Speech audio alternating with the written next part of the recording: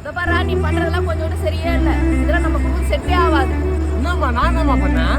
இந்த பாரு லவ் பண்றதா கணக்கு மறுபடியும் இப்ப பண்ணு. நான் என்ன வேணா நான் சொல்ல போறேன்.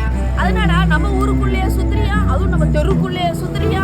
பக்கத்துல போனா கிச்சக்கா சொல்றாங்க, ரெண்டாவது தெருல போனா பானாக்கா சொல்றாங்க. டேய் ஒரு பொண்ணோட சுத்துறோட பாருடா, தினம் ஒரு பொண்ணு கூட போய் சுத்துறியா மேடா. எனக்கு அசிங்கமா இருக்குடா எனக்கு. நீ கண்டவங்க சொல்றத நம்பி இருக்காதுமா. இந்த காங்களுக்கு வேற வேலையே இல்ல.